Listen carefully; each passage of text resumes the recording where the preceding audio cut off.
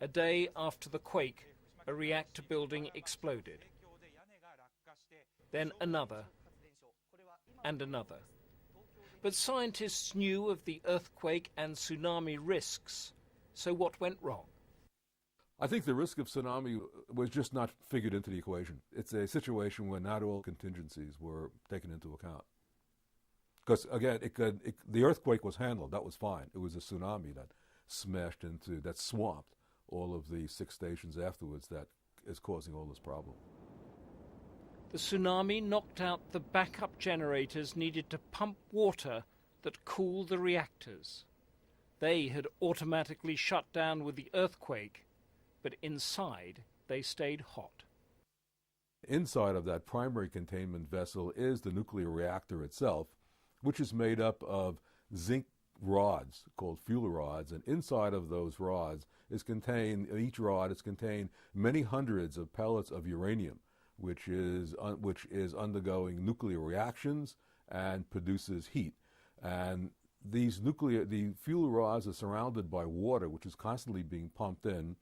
Water under very high pressure, it's turned into steam, and then that steam is vented off, and it turns the blades of electrical dynamos to produce electrical current. So it's just like a kettle? Just like a kettle. The key task all along was to pump in water to cool the reactors. The aim is to keep water flowing through to reduce temperatures, but there's a dilemma here because this creates steam which could trigger a leak or explosion. And even so, once exposed, they emit radiation. Also, a tank outside the sealed reactor contained used nuclear fuel rods. Like old batteries, they're still dangerous, and they too have to be cooled by water, or again, leak radiation. Each day, the Japanese government tried to reassure.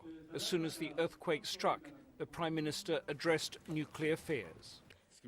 Regarding our nuclear power facilities, some of the nuclear power plants have stopped automatically, but so far,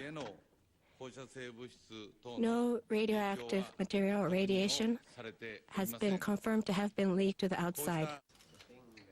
Naoto Kan even visited the plant and was filmed holding crisis meetings in what became a standard blue boiler suit. There are many issues to tackle, he says. The government will do all it can to cope with the situation. There seemed, though, to be no stopping it. Nuclear fuel rods, with no water to cool them, were in danger of melting down and releasing radiation into the atmosphere. Well, there are 2 principal radioactive contaminants, and one of them is iodine-131, which goes for the thyroid, could cause cancers of the thyroid. That's relatively short-lived, and it will be gone in just a few days. But the real danger is cesium-137, which goes for muscle and bone. And depending upon the concentrations of it, it could take a century before it is lowered to 1% of its initial concentration.